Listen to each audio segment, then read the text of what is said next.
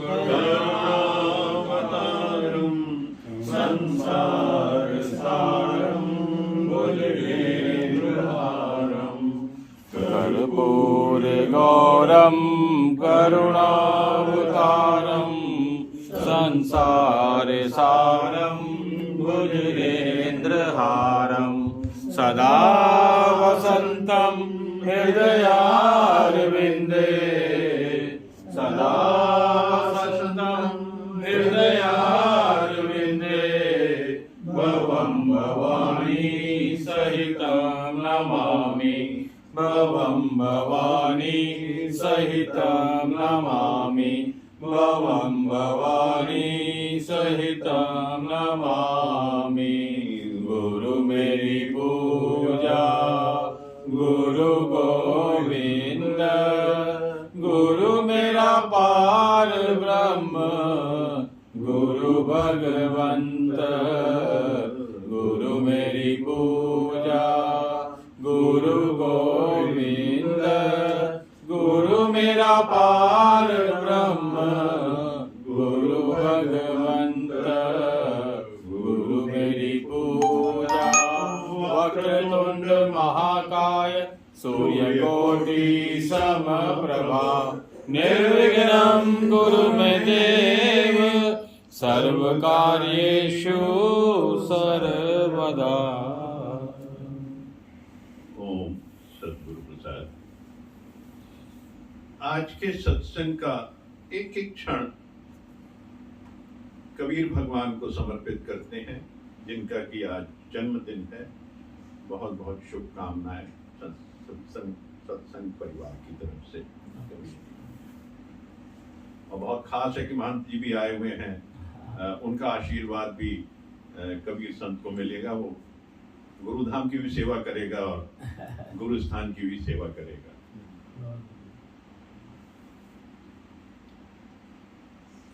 मेरे को मालूम है मान इज्जत नहीं कराना है, पर जब कोई मेरा अपमान करेगा, जब कोई मेरे लिए अपशब्द बोलेगा, कोई मेरी बात को समझेगा नहीं, तो बोलेंगे ये नेगेटिविटी देता है। अपमान सहन नहीं होता। तो उस समय इच्छा ने दुश्मनी कराया। अपनी इच्छा को खोजे कि मेरे को इच्छा क्यों हुई, तभी जो ये बेइज्जती लगी। बेइज्जती तभी लगती है क्योंकि अंदर छिपी हुई इच्छा है कि मेरा हमेशा मान होवे, थोड़ा भी अपमान नहीं सह सकते, हमेशा सुखी रहूं, थोड़ा भी दर्द दुख तकलीफ सह नहीं सकता, हमेशा सोचता है मोह वाला साथ रहे, थोड़ा भी दूर होगा तो सह नहीं पाता है। मन ज्ञान है कि मैं ब्रह्म हूं तो अपने में खोया रहूं। ज्ञान है तो अपने आप में आनंद है। गुरु ने 1000 बार बोला है कि तू सुख स्वरूप है, तू आनंद स्वरूप है। उस समय 2-3 घंटा मजा लेंगे आनंद का, 1 घंटा 2 घंटा 3 घंटा फिर मन ढूंढेगा कहां से सुख मिले। कोई न कोई सुख लेने के पीछे मन नीचे आएगा। मेरा सच्चिदानंद स्वरूप कोई कोई जाने रे, मेरा सच्चिदानंद स्वरूप कोई कोई जाने रे, कोई कोई जाने रे, कोई कोई जाने रे, मेरा सच्चिदानंद स्वरूप कोई कोई जाने रे। मैं तो वो सच्चिदानंद स्वरूप हूं। दुख है क्या? दुख है क्या? अहंकार। ना तो शरीर को भासता है, ना ही वह आत्मा को भासता है। सिर्फ मेरे मन को भांसता है। ये इच्छा जो है वही दुख का कारण, यानी अपेक्षा, किसी से एक्सपेक्टेशन। कोई बहुत नजदीकी वाला अपमान कर देता है, अपशब्द बोल देता है, तो हिल जाता है जीव, क्योंकि उससे एक्सपेक्टेशन है, उम्मीद है। क्योंकि जब तक आप उम्मीद रखते हैं और वो मिलती नहीं है, तो वो मन खड़ा है, मेरा अहंकार खड़ा है, वो दुखी होगा। दुखी होते ही फिजिकल बॉडी पे उसका असर आएगा,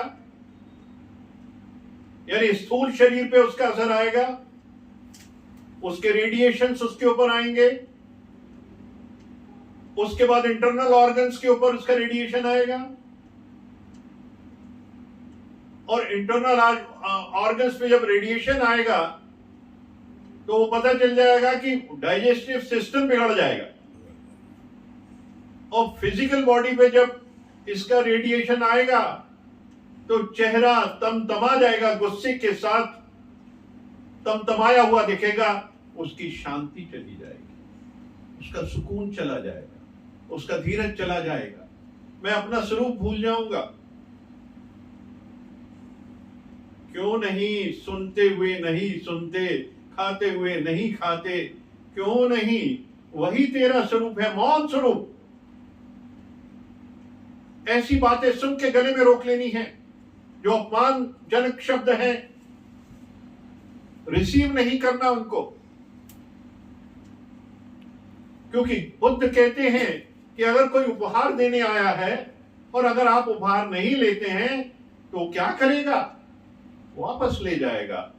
तो इसी तरीके से कोई अपशब्द आया है, अपमान आया है, बेइज्जती आई है, रिसीव नहीं करना।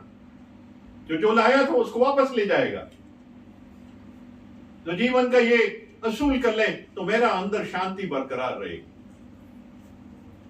मेरे अंदर चैन बरकरार रहेगा, मेरे अंदर संतोषप्रद स्थिति, आकाशवत स्थिति, गहरे समंदर की गहराई के अंदर जिस तरह की शांति होती है वो सदैव मौजूद रहेगी। कि मैं अपनी उस शांति को डिस्टर्ब ना होने दूं, उसके लिए तो पुरुषार्थ है कि अनसुना करें, ऐसी बातों पे मौन हो जाएं, ध्यान ना दें। क्योंकि सामने वाले ने एक बार रिकॉर्ड चलाया और हमने उसकी सीडी बना दी। अगर हमने उसकी सीडी बना दी तो बार बार जब सीडी चलाएंगे तो वही बात गुंजायमान होगी, 1 से 2 से 3 से 4 से 5 से 6 से 7 से 8 से 9 से 10 से। अब 10 सीडी और तैयार हो गई, अब 10 की 100 हो जाएंगी, 100 की 1000 हो जाएगी, 1000 की 10,000, 10,000 से 1,00,000, ऐसे ही पूरे ब्रह्मांड में उसका शोर मच जाएगा। तो क्या डाल दिया ब्रह्मांड में? अपमान, मेरा अपमान, अपशब्द। अब ये कई गुना मल्टीप्लाई होगा वहां जाके, क्योंकि हमारा भाव ब्रह्मांड में पहुंच गया। अब ब्रह्मांड जो है वहां थॉट्स और भाव, हर जीव के थॉट्स और भाव ट्रेवल करते हैं, एक गुंजायमान स्थिति, वाइब्रेट होते रहते हैं सारे। तो जहां नेगेटिव बात आई तो ब्रह्मांड में जितने भी नेगेटिव वाइब्रेशंस हो रही वो एक एक नजदीक पहुंच जाएगी, एक के पास एक, ऐसे ऐसे। जैसे अर्थक्वेक धरती पे आता है तो क्या होता है उसका अर्थ, यानी नीचे जो प्लेट्स हैं वो हिली, अर्थक्वेक आया फिर बाद में रुक गया तो सेटल हो गई, एक के ऊपर एक सेटल हो गई, जिसको जहां जाना था वहां सेटल हो गया, क्योंकि धरती भी घूम रही है, हर चीज घूम रही है। ब्रह्मांड में हमारी वाइब्रेशन, हमारे थॉट्स, हमारे भाव, क्योंकि भाव प्रधान है ये जीवन, भाव ही भगवान है, थॉट्स ही भगवान है। तो हम किसी भी नेगेटिव बात को रिपीट ना करें और उसको अनसुना कर दें, अपने नजदीक से नजदीक मित्र के सामने भी बात ना करें। जो आपात स्थिति है उस पर भी डिस्कस ना करें। अपनी बुरी हालत किसी को एक्सप्लेन ना करें। और कोशिश करें उसमें भी आप ढूंढो मान। अपमान में भी ढूंढना है मान, बेइज्जती में भी ढूंढना है इज्जत। जिसने इस रास्ते पे चलना सीख लिया उसको संबोधि प्राप्त हो जाएगी। भगवान बुद्ध को संबोधि प्राप्त हो गई। कितना गांव वालों ने अपशब्द कहे, कितना लोगों ने उनको तंग किया, कितना उसके चचेरे भाई ने तंग किया, कितना शूर्पणखा ने राम जी को कितना परेशान किया, लेकिन वो हिले नहीं। ना ही भगवान श्री राम महाराज पुरुषोत्तम श्री राम, मर्यादा पुरुषोत्तम श्री राम हिले, ना ही भगवान बुद्ध हिले, क्योंकि वो जानते थे कि उनकी स्थिति क्या। उन्होंने किसी चीज को एक्सेप्ट नहीं किया कभी भी। वो जिस मार्ग पे चले उस मार्ग पे प्रशस्त होते रहे, तो कभी भी उनके जीवन में दुख नहीं आया। और हर एक जीव जिसने अज्ञान को समझ लिया कि अज्ञान क्या है, और ज्ञान को समझ लिया है कि मौन रहना और शांत रहना, धीरज में रहना, तो ये स्थिति जब हर जीव की हो जाएगी तो हर जीव बुद्ध है। हर एक जीव भगवान बुद्ध है।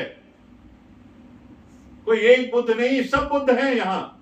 जिसने वो स्टेज अचीव कर ली पुरुषार्थ से, ये सिर्फ पुरुषार्थ से ही हासिल है सारी चीजें। क्योंकि जब तक पुरुषार्थ करेंगे तब ही ये सब प्राप्त करेंगे। भगवान बुद्ध ने भी किया। किस तरीके से वो राजपाट, परिवार, बेटा, एक पत्नी, सबको छोड़ के एक ही मार्ग अपनाया कि मैं कौन हूं, कहां से आया हूं, मेरा यहां काम क्या है इस धरती पे। क्योंकि संसार में जब घुसते हैं तो दुख ही दुख है। मेरा वो काम नहीं कि मैं संसार की बातें सुनूं, मेरा वो काम नहीं मैं इन व्यवस्थाओं में अपने आप को इन्वॉल्व करूं जिससे मैं हर वक्त एक मेरे ऊपर कोई चीज पोलराइजेशन होता जाए और मेरा असल रूप उसमें छुप जाए। वो इन सब से निकल के अपने मार्ग पे चले। उन्होंने कई गुरु किए और अल्टीमेटली कोई गुरु बनने को तैयार नहीं उनका, क्योंकि वो अपना मार्ग खुद ढूंढते थे। यहां हर जीव को अपना मार्ग खुद ढूंढना है। गुरु तो सिर्फ जीपीएस सिस्टम है। साईं भगवान सिर्फ जीपीएस सिस्टम है। चलना हम सबको है, हम सब आपको चलना है, उस एक मार्ग पे चलना है जहां हमें संबोधि प्राप्त करनी है। गुरु हमेशा कहता रहा, मेरे बच्चों उस स्थिति तक पहुंचो क्योंकि तुम हो पूर्ण ब्रह्म हो, उसको सिद्ध करो। तो ये जबलपुर ही सिद्ध कर सकता है पूर्ण ब्रह्म को, क्योंकि वो जिस मार्ग पे चलना है उसने गुरु का मार्ग अपनाया है और सब गुरु के मार्ग से चल रहे हैं और सब एक एक कदम बढ़ते जा रहे हैं। रोज बढ़ रहे हैं एक एक कदम, और वो दिन दूर नहीं जब संबोधि जबलपुर में सबसे पहले आएगी। इतना यहां गुरु का आशीर्वाद है हम सबके ऊपर। उनकी बहुत कृपा है साईं भगवान की, क्योंकि साईं भगवान है जहां मस्ती है वहां बस वो मस्ती चलती रहेगी। और मस्ती तभी है जब साईं भगवान है। ये चीजें जो है मस्त करती हैं दिन रात। गुरु का ध्यान, गुरु का स्मरण, गुरु के शब्दों वचनों पे चलना और अज्ञान और ज्ञान को भी समझना। क्योंकि जब तक दोनों चीज नहीं समझोगे, मार्ग की उपलब्धि तभी प्राप्त होगी जब आप सब कुछ जानोगे। तो हमें सब कुछ जानना है, सच को भी जानना है, झूठ को भी जानना है, नेगेटिविटी को भी जानना, पॉजिटिविटी को भी जानना है, क्योंकि सभी ज्ञानी हैं। ये तो समय में परिवर्तन आता है और हम कहीं कभी इधर से उधर डुल जाते हैं, क्योंकि बहता पानी जब चलता है तो कुछ पानी उछल के बाहर भी जाता है। पर हमको बड़ा ध्यान देना है कि हमारा पानी जो है वो उड़ के ना जाए। जैसे राजा जनक के दरबार पे जब ब्रह्मा जी के पुत्र ब्रह्म ज्ञान लेने के लिए पहुंचे तो उनकी परीक्षा हुई कि तुमको ये कटोरा देने हैं और इसमें तेल भरा हुआ है और आप एक शहर का चक्कर लगा के वापस आए, पर इसमें से एक भी बूंद तेल नहीं गिरना चाहिए। अगर गिरा तो ऊपर तलवार लटक रही है, वो सर से धड़ को अलग कर देगी। अब वो चल पड़े। राजा जनक ने शहर में बहुत ही सब तरफ ढोल ढमाके शोर शराबा। अब वो चल पड़े, हमारे महाराज ब्रह्मा जी के पुत्र चल पड़े, वो कटोरा लेके घूम के जब वापस राजा जनक के दरबार में वापस आए तो उन्होंने पूछा कि भाई तुमने क्या देखा शहर में? बोले भगवान आपने मेरे हाथ में कटोरा दिया और उसमें तेल भरा है और एक बूंद भी गिरेगी मेरा तलवार गिरेगी और मेरा सिर धड़ से अलग हो जाएगा। मेरा तो पूरा ध्यान इसमें था, मुझे तो मालूम ही नहीं कि शहर में क्या हो रहा था।